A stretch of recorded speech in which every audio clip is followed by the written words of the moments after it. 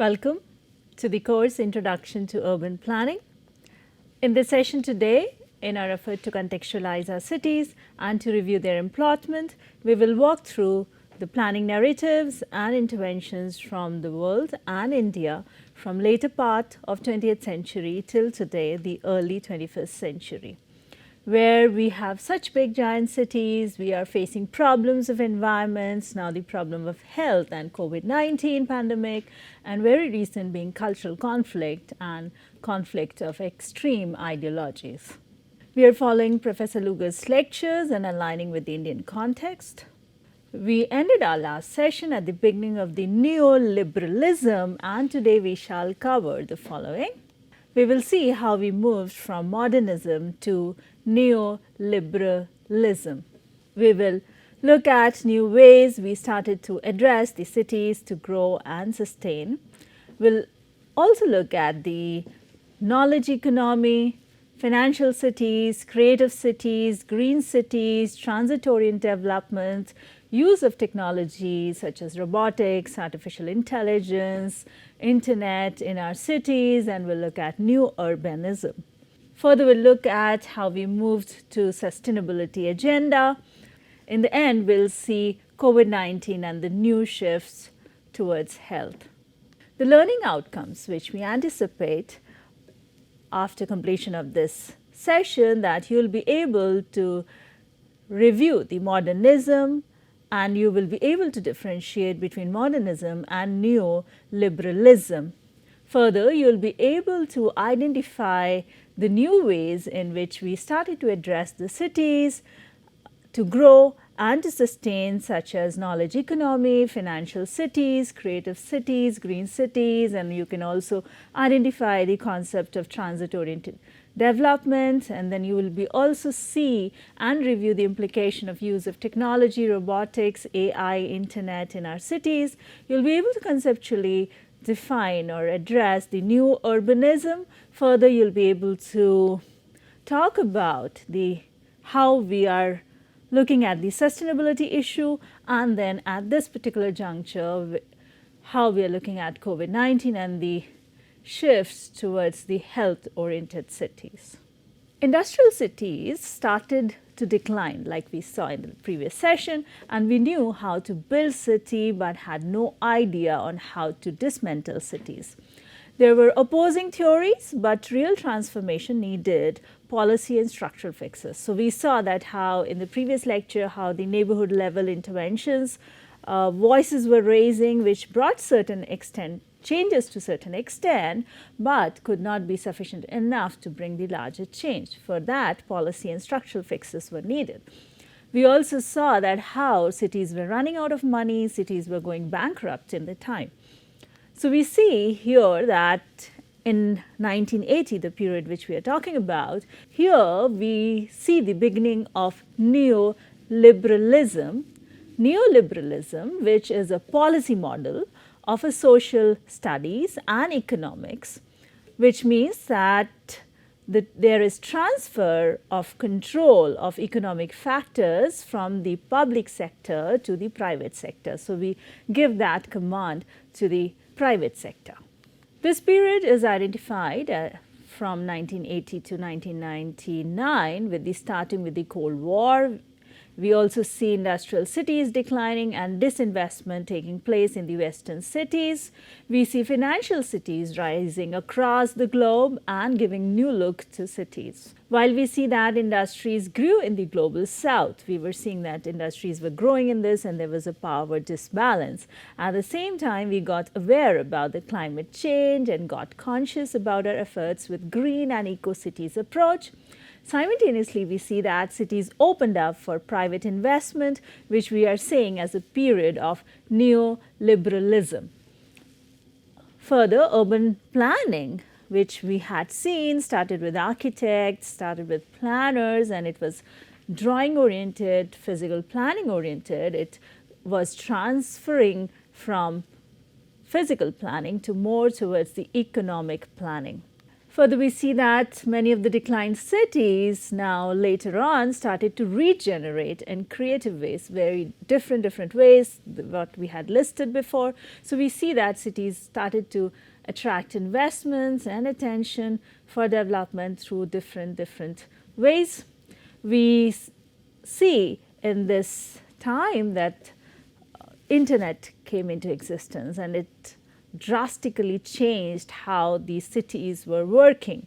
We see now the network society, we see robotics, we see artificial intelligence, and this new invention and development could again transform. We are saying it could transform again in the lines what transformation we saw in the Industrial Revolution, or even bigger than that. And all these transformations, we are starting to see how our cities are getting into smart cities interventions and so on. Further, we see new economy shaping up. So we are seeing the kind of jobs which we did before.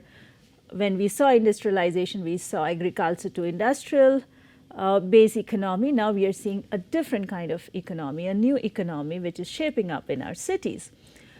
Further, we also see the conversation also forming around old phenomenon, but we also look at the new topics coming in, like gentrification. We also see new concepts in cities such as creative cities, green cities, and transit-oriented development in this period.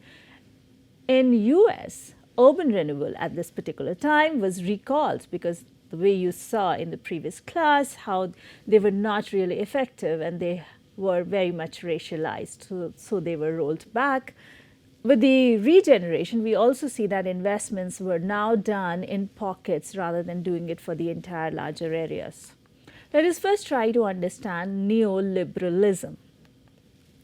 We try to understand the neoliberalism, which is a policy model of a social studies and economics that transfer control of economic factors to private sector from the public sector.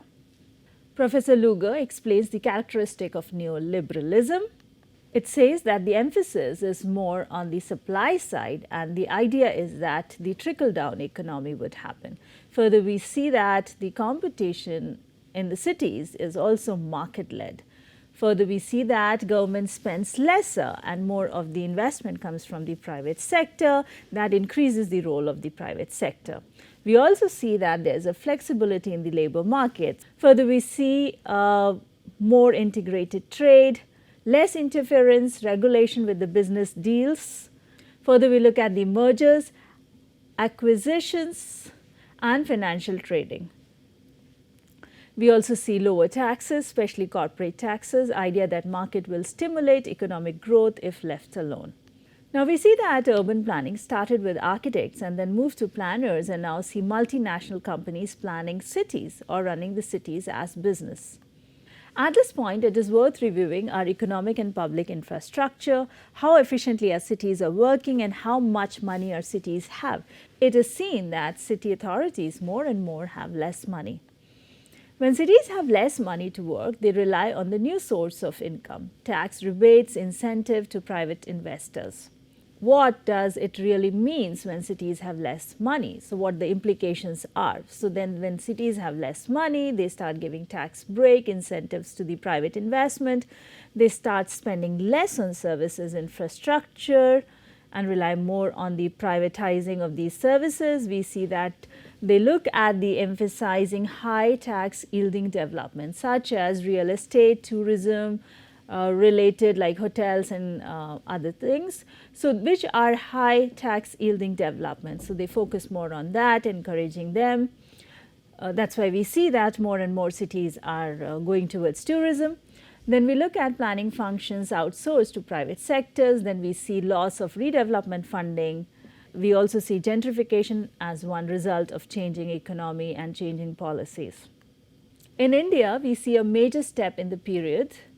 The major step was 73rd and 74th Constitutional Amendment Act. In 1989, the central government introduced two Constitutional Amendment Act, which you have also seen previously. This brought in decentralization, and then the entities such as municipal bodies were identified and they were empowered for the third level of governance, so which was a major shift, which showed the shift from the rural to the urban understanding of ours.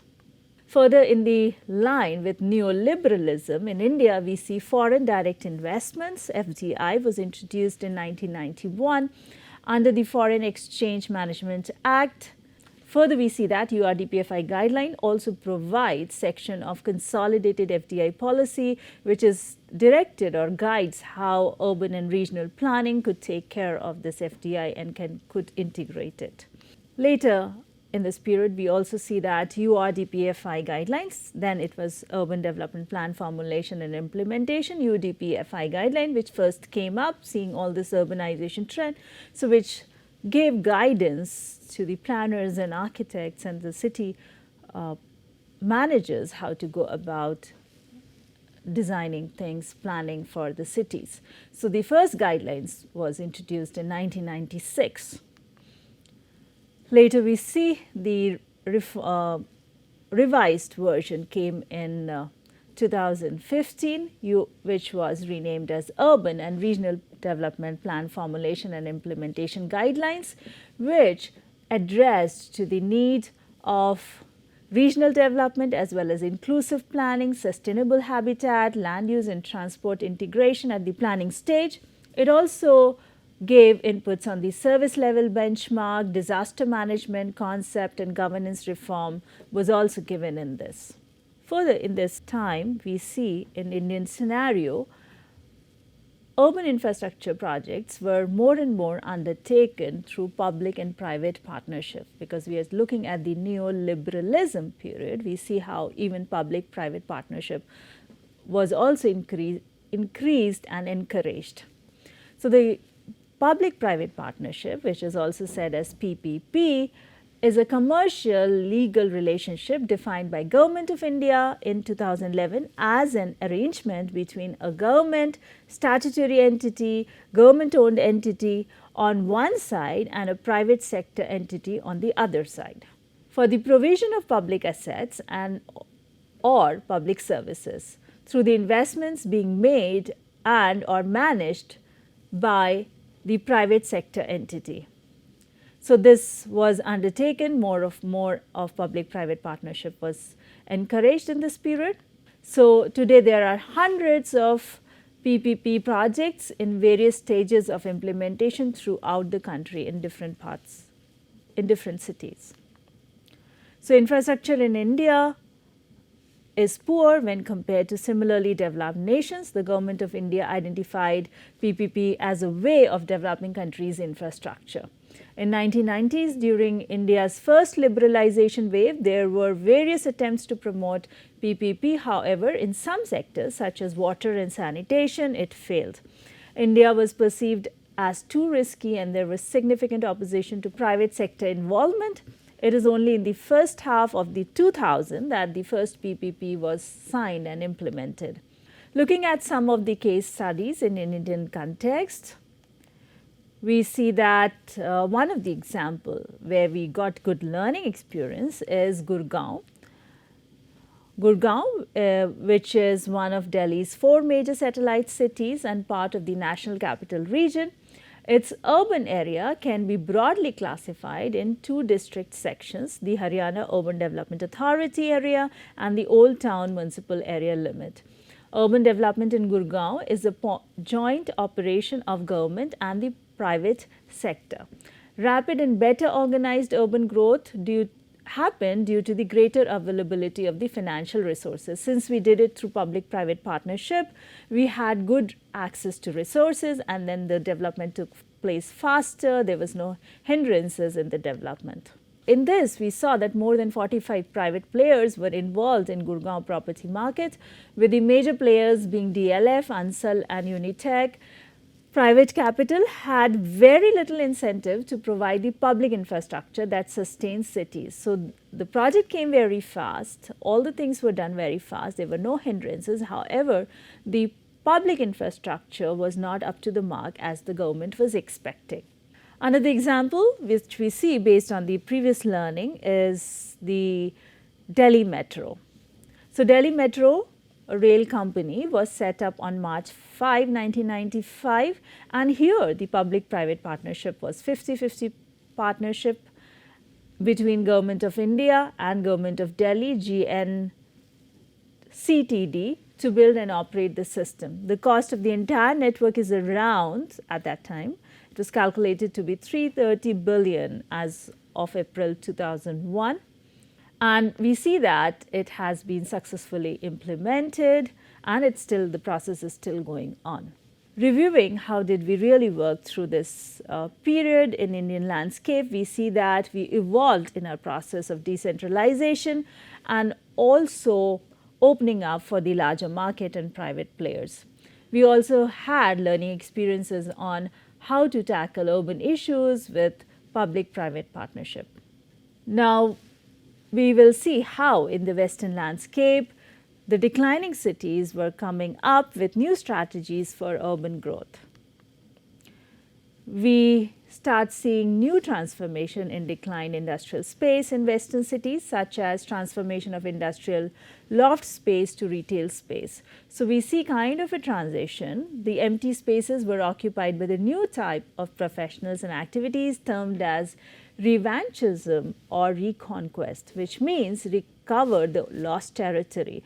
So the new kind of professionals were taking over the empty spaces. So we saw that the post-industrial spaces, the blank spaces, were now transforming to nighttime economy.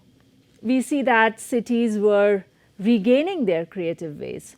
One of the considered good case study of North Carolina is the Research Triangle, which had agriculture-based industries such as tobacco industries and textile industries, which declined.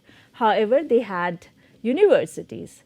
But you would see that universities, the general problem is that when the graduates come, the city survives, but then all the graduates go out when they graduate and get their degree. So there was a brain drain. So considering that, they created a research triangle. Since they had 3 universities at their place, so they created a research triangle with low tax district with skilled workforce. So now you're seeing all the graduated students, so with the skilled workforce, and then they created incentive for business and companies.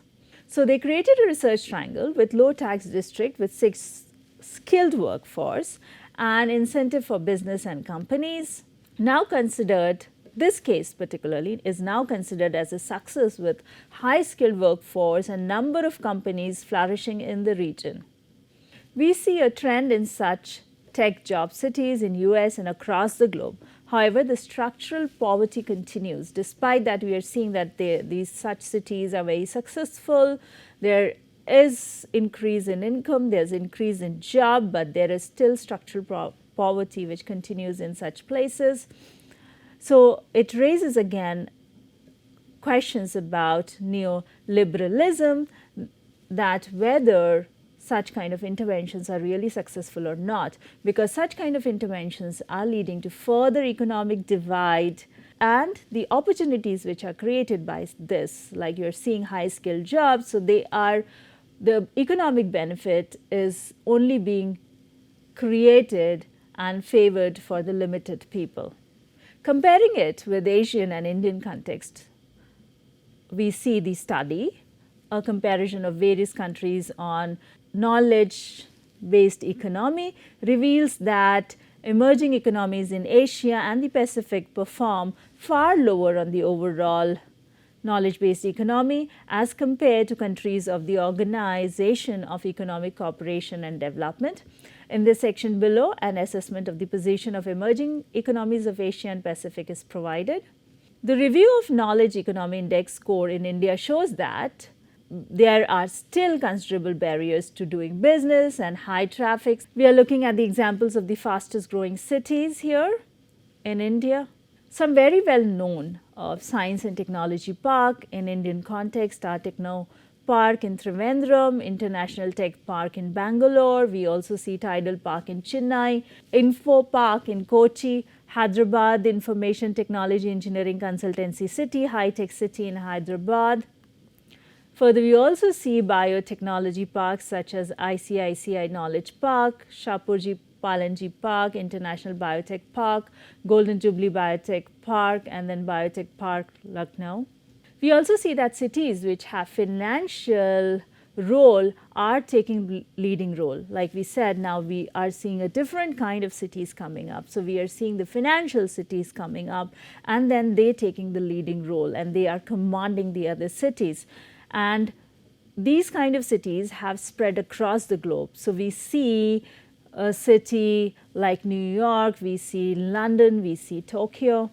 So in this image, we can see how in 2002, how the cities had their financial flows from one city to the another. By 2012, we see that how those flows have increased in time. We started seeing and comparing cities with how connected cities are with the global economy.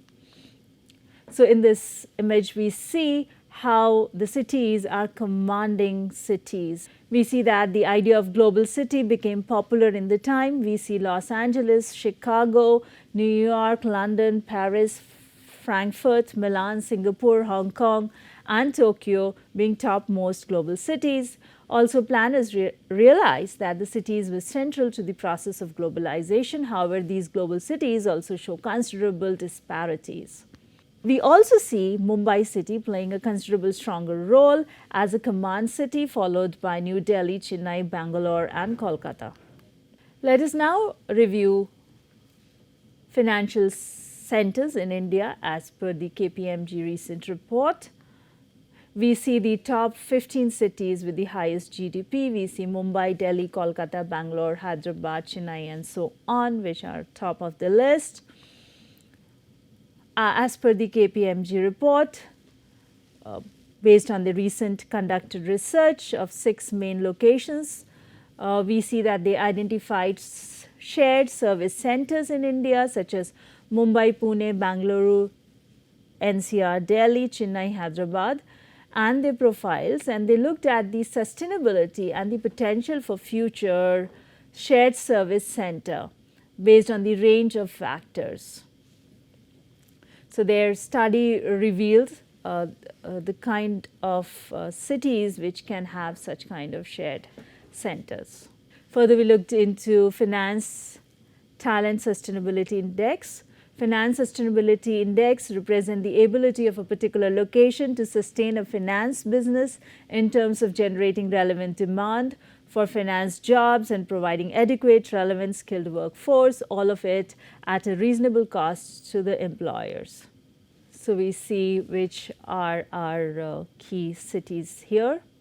Now let us see how, other than these command and global cities, how do smaller cities compete? So we are seeing these are the big cities which are competing in terms of being finance cities or the global cities, but how the smaller cities sustain. So we see here smaller cities organize themselves in form of urban agglomeration to compete for investment for tourists and residents and for business at a global level. For example, Greater Manchester, also termed as intra-urban competition by David Harvey. So with organizing themselves as urban agglomeration, they increase their size, they increase their capacity, and with this Greater Manchester is being able to compete at a global level. Cities also compete through economic clusters combined with agglomeration. So we also see the coming of cluster theory into picture by Porter in 1990. We see that it looks at the development of specialized economic of industrial clusters in a particular place that form a niche in the global economy. The example which we looked at was the research triangle. So on the similar line, how do we create the clusters? Looking at India, we see that cluster-based approach has been initiated. The government of India has announced the National Manufacturing Policy in year 2011 with the objective to enhance the share of manufacturing in GDP up to 25% within a decade, creating 100 million jobs. The National Manufacturing Policy outlines creation of clusters. The clusters play a critical role in technological propagation by facilitating technological learning and manufacturing through the presence of an entire ecosystem in a same geographical location. So we see the 12th five-year plan of Planning Commission also suggested a cluster approach for promotion of manufacturing industries. So we'll study about this more in our planning legislation segment. We'll look at what other policies came out related with national manufacturing policy, national investment and manufacturing zones, special economic zones, and we'll also look at the cluster development schemes, also schemes for MSME, micro, small and medium enterprises. Moving forward, another way in which cities compete with each other for investment include branding. So branding through mega events such as the event which you recently saw in Tokyo Olympics. Then you also saw, you have been seeing World Cup, tourism, culture, all these things. By holding mega events, the cities are looking towards branding themselves. We would particularly come across the name Richard Florida, who propagated or who conceptualized the creative city concept, and he identified the creative class for promoting the cities. In this concept, we see that art and culture and tourism have been central to city planning as ways to grow and improve cities since 1980s. We'll look more about this in our segment on culture and cities. Just to capture a few things, in India, heritage culture has been integral to our rural as well as urban life, and we see how we grew, evolved in the process of formally recognizing the urban culture through UNESCO and also through the intervention of Creative City Network. We also see that UNESCO inscribed Dholavira, an ancient Harappan city situated in present-day Gujarat, on the World Heritage List, making it the second Indian site to be accorded the tag this year. So we see Dholavira in Gujarat, we see Ramappa Temple in Telangana. We further see UNESCO Creative City Network was created in 2004 to foster international cooperation within and across cities worldwide that utilize culture and creativity as a strategic lever for sustainable urban development. So within this, we see that Indian National Commission for Cooperation with UNESCO has selected Jammu and Kashmir, summer capital Srinagar, among the two cities from India for UNESCO Creative Cities Network in 2021. Last year, UNESCO designated 66 new creative cities, of which southern Indian city Hyderabad was selected in the field of gastronomy, while Mumbai, capital city of Maharashtra, was designated in creative field of film. Moving forward, we also see interventions like Delhi Haat, which many other cities also took up for cultural revival and also to expedite tourism. Now we look at transit-oriented development as seen as another innovative approach to manage cities economically as well as sustainably. We see that the core idea of transit-oriented development came up with observing the urban sprawl, which is considered not good for public health or the environment or for the economy. It's expensive, it's polluting, it's unhealthy. So based on that, we started thinking or organizing ourselves around transit-oriented development. This concept came in 1970, and with this, we see how cities started to organize themselves around this concept. In India, when we look at this concept, we see many cities have adopted transit-oriented development. The growing urban sprawl in India is leading to increased use of private vehicles, congested road. You must be observing while traveling that how congested your roads are and how much long you have to travel. So, because of this, efforts have been taken to build smarter and more sustainable cities. The Government of India has been focusing on transit-oriented development to support urban transformation process. So, if you look at the concept of TOD, TOD integrates land use and transport planning and aims to develop planned sustainable urban growth centers having walkable and livable communities with high density, mixed land use. Citizens have access to open green and public spaces, and at the same time transit facilities are efficiently utilized through this concept. In the image, we see how Bangalore has encouraged TOD in the city.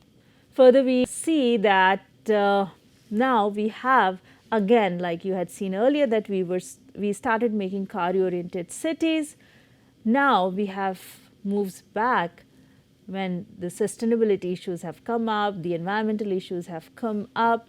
We have started moving back to invest in the urban infrastructure, and we have started creating urban corridors. So you see the urban corridor example here from Tokyo to Osaka. You also see megacity region of Bangkok. If you look at Indian context and look at the industrial corridor, we have come up with a mega plan where we are connecting all the industrial corridor. You must have also seen this in our regional planning segment. We see that different sectors of economy are interdependent on each other. Industrial corridors, recognizing this interdependence, offer effective integration between industry and infrastructure, leading to overall economic and social development. Industrial corridor constitute world-class infrastructure.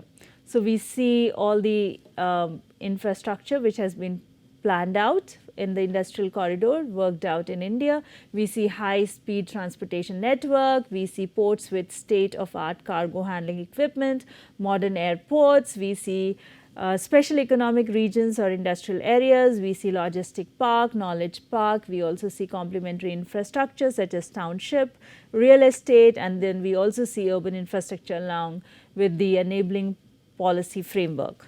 So the examples of our industrial corridor include Delhi-Mumbai Industrial Corridor, Chennai-Bangalore Industrial Corridor. So right now we have 11 proposed in the country.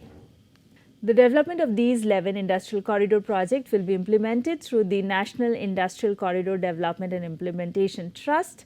These corridors are spread across India with strategic focus on inclusive development to provide a boost to industrialization and planned urbanization. We also see that smart cities are being developed along these corridors.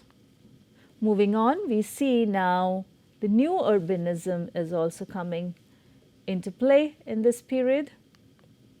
The term new urbanism captures the movement that emphasized a return to denser, more traditional living and working environment with street connectivity, mixed use and town centers with historical architectural styles. So we see that how we were moving towards the transit oriented development, and then we are moving towards the new urbanism where we are getting more and more connected, plus or moving towards organizing ourselves in much more dense way. We also see the investment in the public transportation. Looking at the Indian context, public infrastructure has been identified as a key element. We see we have metro rail in the country. Rapid transit in India consists of metro, monorails and light rail system. The first rapid transit system in India was Kolkata Metro, which started operation in 1984. We see that metro rail system in India is popularized and developed. Particularly, we see the Delhi Metro, which was India's first modern metro, which began its operation in 2002. So, Rapid Metro Rail Gurgaon, which started operation in November 2013, is India's first privately owned and operated metro. So, we also see how private players are here in running the public infrastructure. We see that Delhi Metro recently started running without a driver on the 37-kilometer stretch Magenta line. With this leap of faith, Delhi Metro joined the selected few countries globally to have started operation for driverless metro. Our Prime Minister has inaugurated the driverless metro in Delhi on December 28, 2020. We also see investment in bullet trains in the country now. Further, we see investment in all the infrastructure through Amrit mission and also through the smart city missions. We see in this period that due to sustainability and the creative way to attract investment, we have also moved into initiatives like green and eco cities around the world. We see the example of city in China. We also see the example of city in Abu Dhabi, which are built around this concept. How much successful they are, that needs much more investigation, but then these concepts became popular. Eco-city, a city which is based on low or zero carbon principle, like we have seen in China and UAE. However, not all were feasible and realistic in their ideas. When we look at the Indian side, we see further like green cities coming up, Bangalore being one of the very prominent and known city which propagated the garden city concept and worked on this. However, there are different reviews related with this. Bangalore was also listed as top green city and environmentally responsible city owing to the spike in the demand for solar as well as garden products as per the research. Moving on, in this period there were so many ideas coming up. We see that another concept which came up was the livability paradigm with livability index. We see that Vancouver is considered as one of the most livable city at the global level. We also have comparison at the Indian level where we see that as per the ministry's research and study, we see that ease of living is best in Bangalore.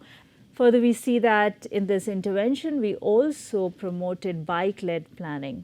For example, we see in Netherlands where cities were designed around how people could bike and move around, which was also environmental approach towards planning cities.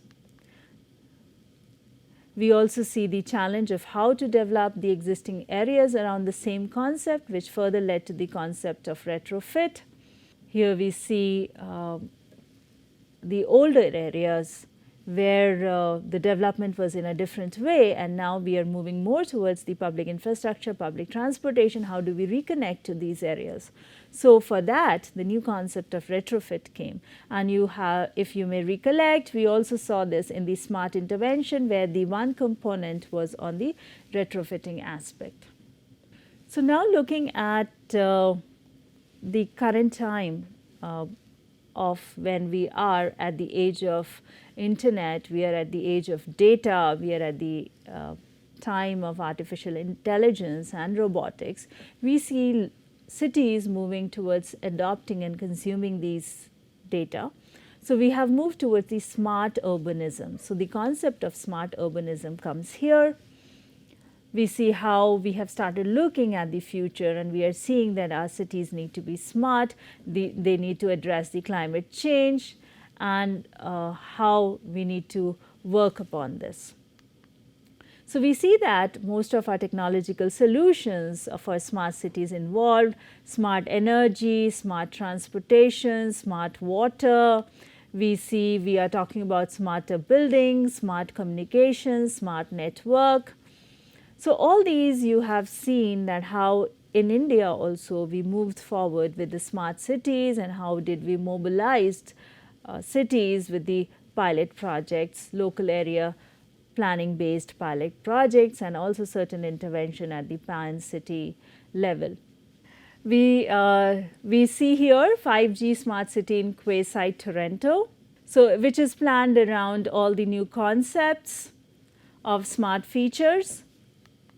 We see how people would move, how they would park, how they would use the passive housing, how they will have. Further, we see issue about women's safety in Indian landscape. Also, we are taking a lot of steps how to address about women's safety.